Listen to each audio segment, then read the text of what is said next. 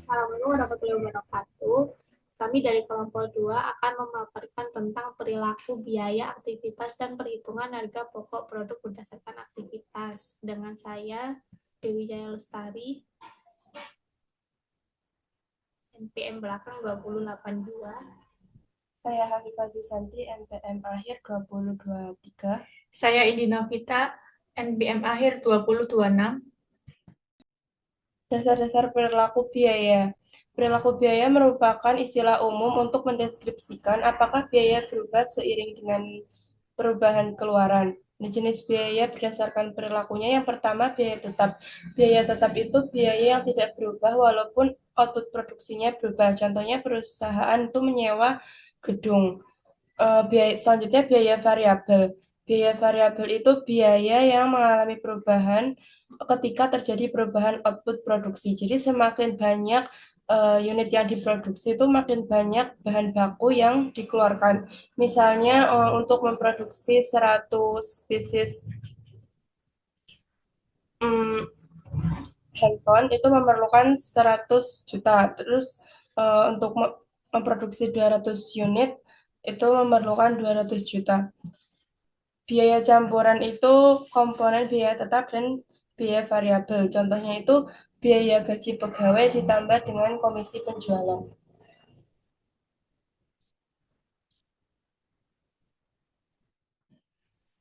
Biaya tetap itu sumber daya yang sudah harus diperoleh dahulu di awal proses produksi supaya produksi dapat dimulai. Nah, nilai yang dibayarkan tuh tidak dapat berubah dengan mudah. Misalnya perusahaan itu menyewa mesin itu sebesar 60.000 dolar eh, untuk jangka waktu tertentu. Jadi tidak berubah biayanya, mau produksi 60.000, 120.000, biaya sewa mesinnya itu sama. Kalau misalkan di grafiknya, jadinya seperti ini. Biayanya sebesar 60.000 untuk produksi 60.000 pieces, 120.000 pieces, 180.000 pieces itu biaya sewanya sama. Biaya variabel itu sumber daya yang baru dibayarkan atau diperoleh ketika dibutuhkan. Kuantitas sumber daya ini dapat disesuaikan dengan kebutuhan. Contohnya biaya listrik. Untuk memproduksi 60.000 itu memerlukan listrik sebesar 12.000. Terus kalau digrafikan, grafiknya akan seperti ini naik.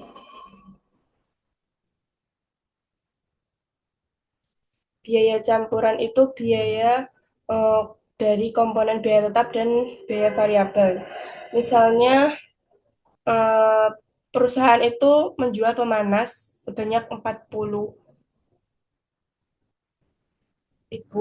terus jumlah biaya penjualannya itu 50.000 itu dari biaya tetap 30.000 ditambah biaya variabel 20.000. 20 ditambah 30 jadinya 50.000. Kalau misalkan digambar di grafiknya itu biaya campuran ya, biaya tetap dan biaya variabel gabungan. Jadi biaya tetapnya itu 30.000 itu gaji pegawainya. 30.000 untuk pemanas yang terjual sebanyak 40.000, 80.000 itu biaya tetapnya sama. Terus untuk biaya variabelnya itu 20.000, 40.000. Kalau digrafikan grafiknya naik ke atas.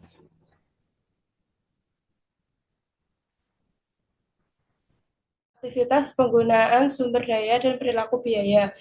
Sumber daya fleksibel itu sumber daya yang diperoleh saat diperlukan dan tidak dibutuhkan komitmen jangka panjang. Contohnya itu biaya variabel. Sumber daya terikat itu sumber daya yang diperoleh di muka tanpa pertimbangan apakah sumber daya tersebut sepenuhnya habis digunakan atau tidak. Itu kategorinya biaya tetap. Biaya bertahap itu biaya yang jumlah totalnya konstan dalam kisaran aktivitas tertentu. Namun jumlah total tersebut berubah apabila kisaran aktivitas tertentu berubah. Bisa dilihat di grafiknya, misalnya perusahaan itu memproduksi antara 0 sampai 10 unit, maka kisaran biayanya itu 100. Kalau perusahaan menambah jumlah unit produksinya 10 sampai 20, maka biaya yang dikeluarkan itu kisarannya 200. Jadi kalau misalkan digambar di grafiknya seperti anak tangga. Untuk pengendalian dan pengambilan keputusan itu sistem pengendalian operasional itu mendorong para manajer untuk lebih memperhatikan pengendalian atas penggunaan dan pengeluaran sumber daya. Metode pemisahan biaya campuran menjadi komponen tetap dan variabel. Asumsi linearitas itu misalnya daerah kesalahan besarnya itu ada di titik ini sampai di titik ini. Jadi garis ini tuh dapat diasumsikan linear. Metode pemisahan biaya campuran menjadi komponen tetap dan variabel itu ada 3. Yang pertama metode tinggi rendah, terus metode scatter plot, sama metode kuadrat terkecil.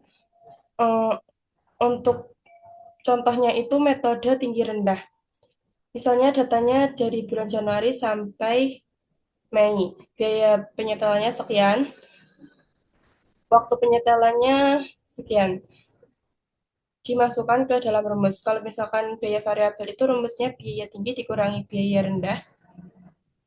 Biaya tingginya ada di bulan Mei 3.750 dikurangi biaya rendahnya itu 1.000. Dibagi keluaran tinggi. Keluaran tingginya itu 500 dikurangi keluaran rendahnya 100. Terus untuk biaya tetapnya, jumlah biaya tinggi hasil dari jumlah biaya tinggi itu 3.750 dikurangi biaya variabel yang sudah tadi dihitung, dikalikan keluaran tertingginya 500. Metode tinggi rendah tadi dimasukkan ke dalam rumus ya. Biaya variabel itu 350 dikurangi 1.000 dibagi 500 dikurangi 100, 400. Jadi 2.750 dibagi 400 hasilnya 6,875. Untuk biaya tetapnya, jumlah biaya titik tinggi. Titik tingginya itu ada di bulan Mei 3.750 dikurangi biaya variabel yang sudah dihitung 6,875 dikalikan 500. 3.750 dikurangi 3.435,5 hasilnya 312,5. Untuk metode scatter plot itu grafiknya seperti ini, seperti yang ada di gambar. Titik 1, 2, 3, sampai 5. Ini titik-titiknya dari mana? Bisa dilihat di soal. Januari biaya penyetelannya itu 1.000. 1.000 ada di sini. Waktu penyetelannya 100. Titik 1. Titik 2 juga demikian. Waktu penyetelannya 200. Biaya penyetelannya 1.250. Begitu juga seterusnya. Terus teman-teman bisa mengambil penggaris atau misalkan diasumsikan ini garisan ya, ditarik ke atas, gitu. Garisan itu menyentuh titik mana? Titik 1 sampai sama 3 ya misalnya. Karena titik 1 sama titik 3 yang menyentuh garisnya tadi, itu dimasukkan ke rumusnya biaya variabel per unitnya itu titik biaya penyetelan titik 3-nya itu 2.250 dikurangi biaya penyetelan titik 1-nya 1.000 hasilnya 1.250 dibagi waktu penyetelan titik 3-nya itu 300 dikurangi 100 hasilnya 200. Jadi 1.250 dibagi 200 hasilnya 6,25. Terus untuk biaya tetapnya, misalkan kita pakai titik 3 ya. eh, biaya penyetelannya itu di titik 3, 225 dikurangi biaya variabelnya yang sudah dihitung tadi 6,25 dikalikan waktu penyetelan titik tiganya itu 300. Hasilnya 375. Kita coba lagi di titik 1. Titik 1 biaya penyetelannya itu 1000 dikurangi biaya variabel yang sudah dihitung 6,25 dikalikan waktu penyetelan titik satunya itu 100, hasilnya 375. Jadi dapat disimpulkan biayanya itu biaya tetapnya itu 375 ditambah biaya variabel 6,25 dikalikan waktu penyetelan. Regresi berganda itu jika kuadrat terkecil digunakan untuk membuat suatu persamaan yang melibatkan dua atau lebih variabel. Misalnya, ini soalnya ya, ini bulannya, terus ini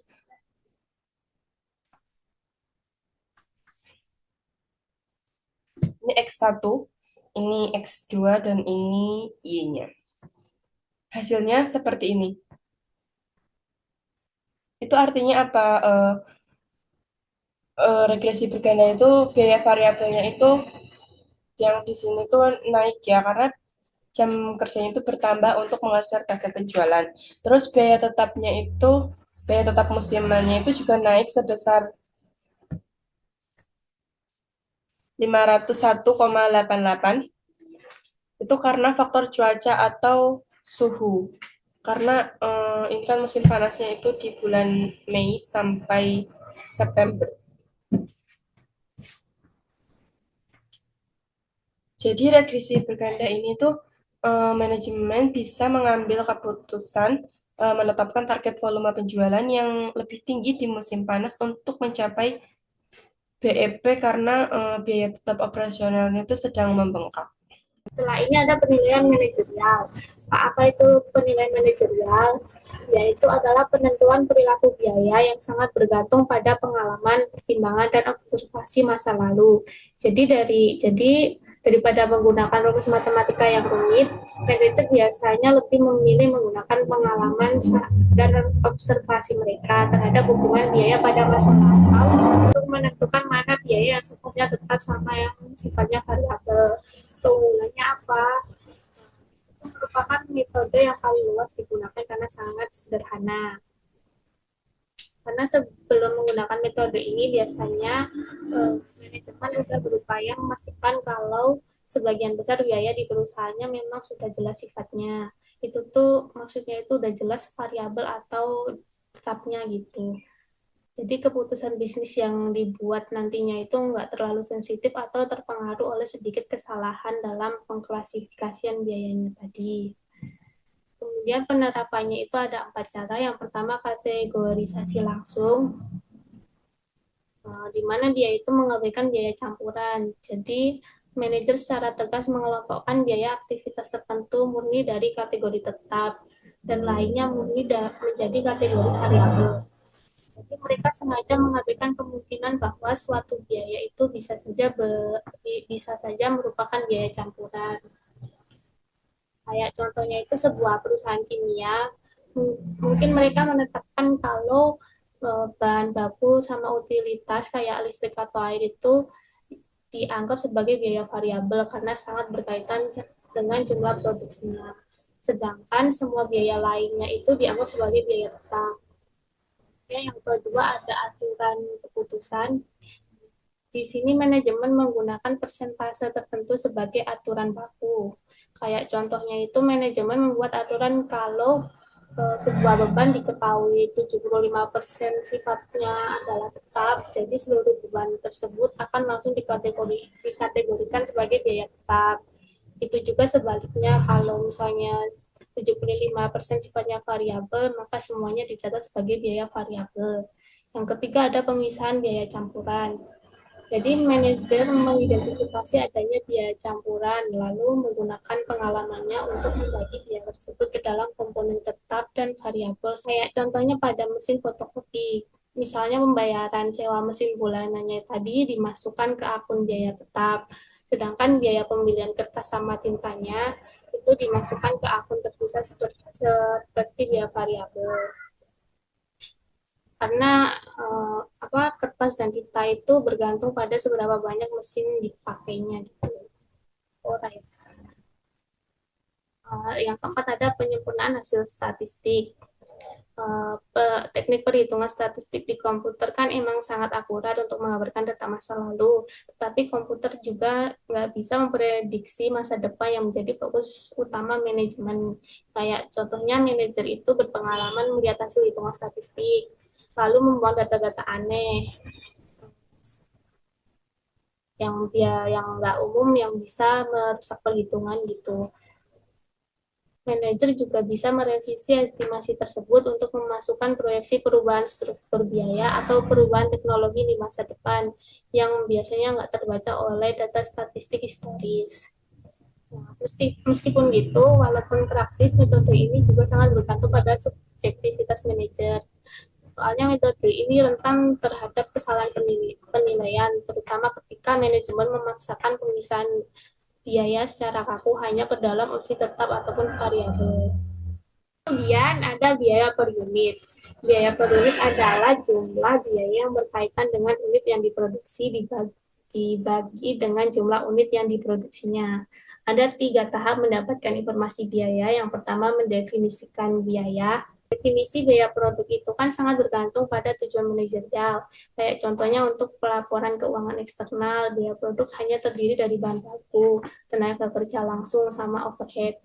Namun keputusan lain definisinya itu bisa berbeda. Kedua, mengukur biaya, di mana itu adalah menentukan nilai atau angka dari bahan baku, tenaga kerja, sama overhead yang digunakan.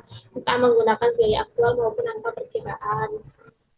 Kemudian yang ketiga ada membebankan biaya. Di sini adalah proses menghubungkan biaya yang sudah diukur tadi dengan unit produk yang dihasilkan. Mengapa keakuratan biaya per unit itu sangat penting? Karena itu digunakan sebagai yang pertama dasar penawaran harga, di mana itu merupakan persyaratan umum di pasar untuk menentukan harga penawaran produk dan jasa khusus.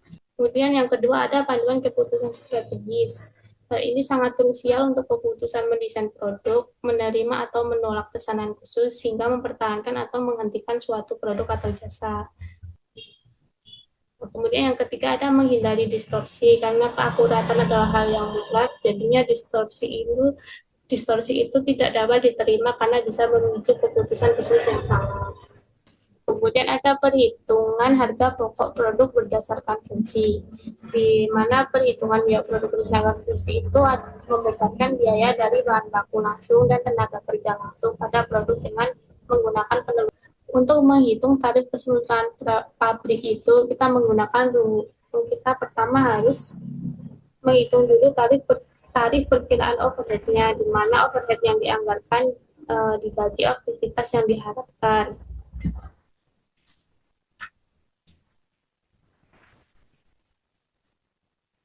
Oh iya, data aktual nih. Misal di sini ada data perkiraan dan aktual dari perusahaan. Overhead yang dianggarkan sebesar $360.000, kemudian aktivitas yang diharapkan itu sebesar 100.000. Kalian jam tenaga kerja langsung, jadinya $360.000 dibagi 100.000 jam tenaga kerja langsung, dapatnya $3,60 per jam tenaga kerja langsungnya. Kemudian setelah ini dapat, kita menghitung overhead yang dibebankan, di mana tarif overhead yang tadi, yang perkiraan dikali output aktivitas aktual. Jadi tarif overhead-nya tadi 3,60 dikali 100.000. Misalnya aktivitas aktualnya itu sebesar 100.000. Jadi dikali saja dapatnya $360.000. Biaya per unit. Biaya per unit itu suatu produk dihitung dengan menjumlahkan biaya utama produk pada biaya overhead yang dibebankan, kemudian membagi jumlah biaya ini dengan unit yang diproduksi. Ini di sini ada data aktual di mana unit yang diproduksi Terus ada biaya utama sama jam tenaga kerja langsung. Kemudian ada tarif departemen. Uh, Konsep pembebarannya ada dua tahap. Yang pertama ada biaya overhead keseluruhan pabrik dibagi dan dibebankan pada setiap departemen produksi untuk membentuk kelompok biaya overhead departemen. Lalu tahap yang kedua ada overhead dibebankan pada produk dengan mengalihkan tarif departemen dengan jumlah penggerak yang digunakan oleh departemen terkait. Metode ini digunakan karena beberapa departemen produksi mungkin menggunakan overhead lebih banyak dibandingkan departemen lain. Produk yang menghabiskan waktu lebih banyak di departemen dengan overhead tinggi seharusnya kan memikul biaya overhead yang lebih besar. Jadi untuk penentuan penggeraknya itu pada departemen aplikasi biasanya pada mesin menggunakan penggerak jam mesinnya, sedangkan departemen perakitan biasanya menggunakan padat karya, menggunakan penggerak jam tenaga kerja langsungnya. Di sini ada rumusnya tarif aplikasi, di mana overhead yang dianggarkan dibagi jam mesin yang diharapkan, sedangkan tarif perakitan ada overhead yang dianggarkan dibagi jam tenaga kerja langsung. Di tampilan 4/5 itu overhead yang dianggarkan itu sebesar 252.252 ribu dolar dibagi 40.000 dolar jam mesin. Di sini yang ini karena jam mesin berarti yang bawah ketemu 6,30 dolar per jam mesinnya. Untuk tarif perakitan karena menggunakan jam tenaga kerja langsung, jadinya overhead yang dianggarkannya dibagi sama jam tenaga kerja langsung yang diharapkan. Overhead yang dianggarkannya itu sebesar 108.000 dolar dibagi 80.000 jam tenaga kerja langsungnya. Yang ini karena menggunakan jam tenaga kerja langsung berarti menggunakan yang ini. Kemudian didapat 1,35 dolar per jam tenaga kerja langsungnya. Kemudian kita menghitung jumlah overhead yang dibebankan untuk setahun. Adalah jumlah yang dibebankan pada setiap departemen. Jadi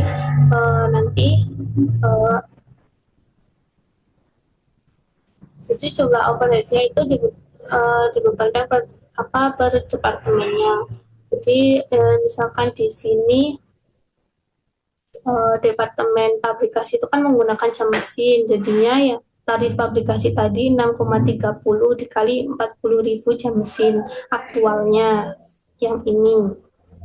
Kemudian ditambah sama tarif perakitan tadi 1,35 per jam tenaga kerja langsung dikali 80.000 jam tenaga kerja langsung yang diharapkan tadi yang ini didapat 108.000 dolar. Nanti ditambah ketemu overhead yang dibebankan sebesar 360.000 dolar. Kemudian ada keterbatasan sistem akuntansi biaya berdasarkan fungsi. Mengapa sistem lamanya mulai ditinggalkan? Karena ada timbulnya distorsi biaya. Misalnya kayak sistem akuntansi biaya yang berdasarkan fungsi kayak tarif pabrik atau departemen itu biasanya menimbulkan distorsi biaya produk yang sangat besar pada situasi tertentu gitu. Yang kedua ada perubahan lingkungan bisnis karena nggak lagi relevan bagi perusahaan yang menghadapi kayak persaingan global yang ketat, tingginya keragaman produksi, sama teknologi manufakturnya kan sudah mulai canggih. Ada dua faktor utama kegagalan sistem lama.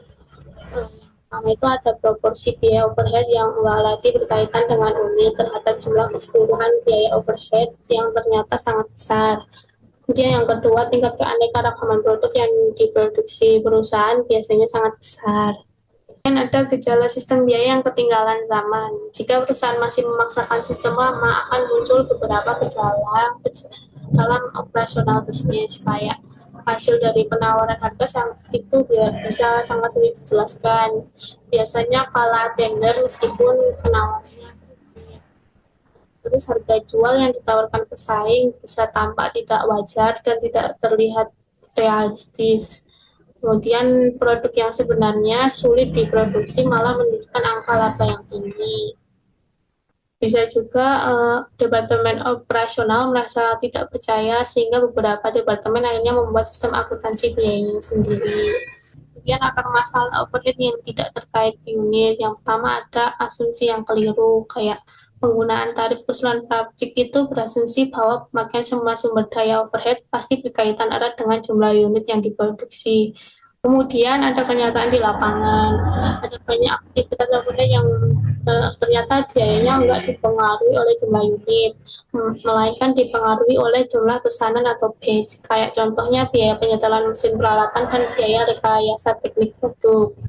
Kemudian dampak distorsi, jika biaya yang sifatnya non-unit itu tetap diupayakan secara paksa menggunakan penggerak berbasis unit kayak jam mesin, maka distorsi harga pokok produksinya bakalan langsung ada gitu. Kemudian solusi yang dibutuhkan itu perusahaan perlu penggerak aktivitas tingkat non-unit untuk membebankan biaya tersebut secara adil. Kemudian ada biaya overhead yang tidak berkaitan dengan jumlah produksi. Ada yang pertama ada asumsi sistem tradisional. Sistem perhitungan biaya berdasarkan asumsi berasumsi bahwa semua pemakaian sumber daya overhead pasti berkaitan erat dengan unit yang diproduksi. Jadi asumsi ini hanya benar untuk aktivitas yang selalu dilakukan setiap kali satu unit diproduksi. Kemudian kenyataan di lapangan biasanya ada banyak aktivitas overhead yang biayanya sama sekali tidak dimulai oleh jumlah unit yang dihasilkan. Kayak contoh kasusnya itu biaya penyetelan mesin, setup, dan rekayasa teknik. Di sini biaya penyetelan terjadi setiap kali memproses satu batch produk. Misalnya satu batch itu berisi 1.000 unit ataupun 10.000 unit, tapi biaya penyetelannya bakalan tetap sama. Jadinya pemicu naiknya biaya penyetelan itu adalah jumlah batch-nya, bukan jumlah unit produknya. Jadi jika perusahaan tetap memaksakan penggerak aktivitas tingkat unit kayak jam mesin tadi untuk membebankan biaya yang sifatnya yang unit, maka akan terjadi distorsi biaya produk. Makanya perusahaan butuh yang namanya penggerak aktivitas tingkat non-unit. Selanjutnya itu perhitungan biaya produk berdasarkan aktivitas, di mana perhitungan biaya ini adalah metode perhitungan biaya yang membebankan biaya berdasarkan aktivitas. Yang pertama itu biaya tidak langsung ditelusuri melalui aktivitas terlebih dahulu.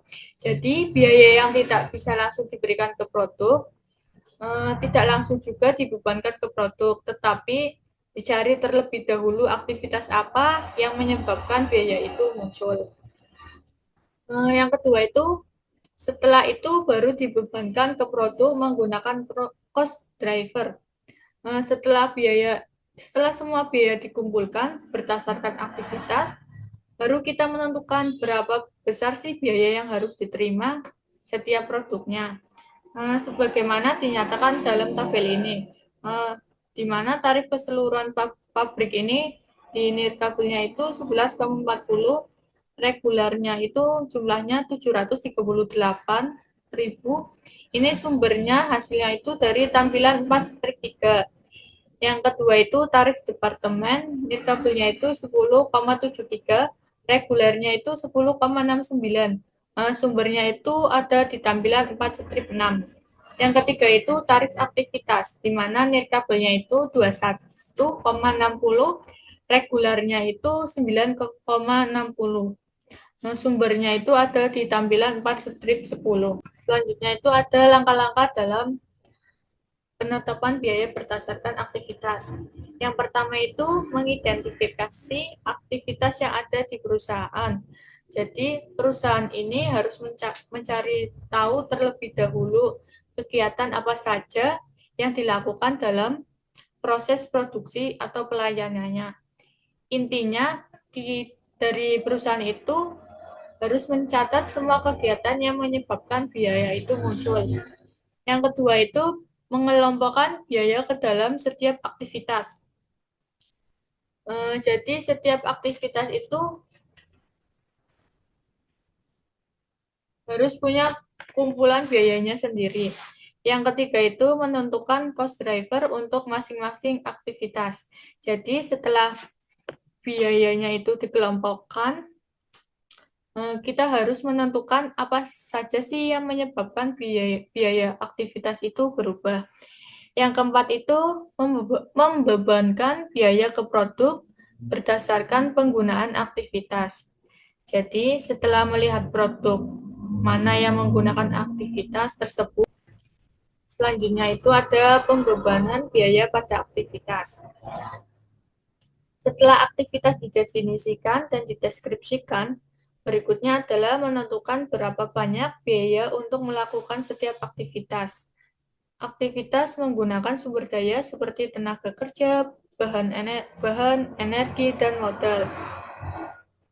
Maksudnya itu, kita harus menghitung terlebih dahulu berapa biaya yang dibutuhkan untuk menjalankan setiap aktivitas di perusahaan, karena setiap aktivitas itu tidak gratis. Nah, karena setiap aktivitas itu pasti memakai sumber daya. Nah, apa sih sumber daya ini? Sumber daya ini yaitu setiap kegiatan atau pekerjaan yang dilakukan dalam perusahaan pasti membutuhkan sesuatu untuk bisa dijalankan. Contohnya itu tenaga kerja, bahannya ini seperti kemasan atau bahan pendukung. Yang ketiga itu energi. Energi ini seperti listrik untuk mesin, dan yang keempat itu modal atau peralatan seperti gedung dan komputer.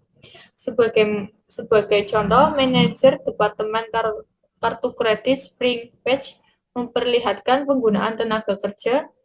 Berikut ini aktivitas individu. Pertanyaannya itu ada di halaman 172. Di mana aktivitas yang pertama itu mengawasi karyawannya itu dengan 100%, staf administrasinya itu 0%, memproses transaksinya itu untuk pengawas juga 0, staf administrasinya itu 40. Untuk menyiapkan laporannya itu juga 0, staf administrasinya itu juga 30. Untuk menjawab pertanyaan itu 0, staf administrasinya itu 30. Pembebanan biaya pada aktivitas lain. Pembebanan biaya pada aktivitas ini melengkapi tahap awal perhitungan biaya berdasarkan aktivitas. Pada tahap pertama, aktivitas ini diklasifikasikan sebagai primer dan sekunder. Nah, aktivitas primer ini adalah aktivitas yang berhubungan langsung dengan pembuatan produk atau jasa dan nilainya itu langsung dirasakan dalam proses produksinya. Sedangkan aktivitas sekunder ini adalah aktivitas yang tidak langsung menghasilkan produk tetapi mendukung aktivitas primer. Mengapa sih biaya aktivitas sekunder dan primer ini harus dialokasikan? Yang pertama itu supaya biaya produk lebih akurat. Jadi, setiap produk ini menggunakan aktivitas yang berbeda-beda. Ada produk yang diproduksi dalam jumlah besar, ada juga produk yang jumlahnya itu sedikit. Jadi biaya ini tidak asal dibagi rata, tetapi sesuai kenyataan. Yang kedua itu untuk menghindari distorsi biaya. Artinya itu biaya ini ditampilkan tidak mencerminkan kenyataan yang sebenarnya. Biaya ini tuh terlihat salah atau tidak adil karena cara pembebanannya itu tidak tepat. Yang ketiga itu untuk pengambilan keputusan yang tepat. Artinya itu perusahaan juga harus membutuhkan informasi biaya yang benar agar bisa membuat keputusan yang tidak salah. Selanjutnya itu pembebanan biaya pada produk. Setelah biaya dari aktivitas primer ditentukan, biaya tersebut dapat dibebankan pada produk dalam suatu proporsi sesuai dengan aktivitas penggunaan, seperti yang diukur oleh penggerak aktivitas. Artinya itu dari setiap produk harus menanggung biaya sesuai dengan seberapa besar aktivitas yang akan digunakan. Jadi dengan pendekatan biaya ini, tuh pembebanan biaya menjadi lebih adil dan mencerminkan. Selanjutnya itu mengurangi ukuran dan kerumitan dari sistem perhitungan biaya berdasarkan aktivitas.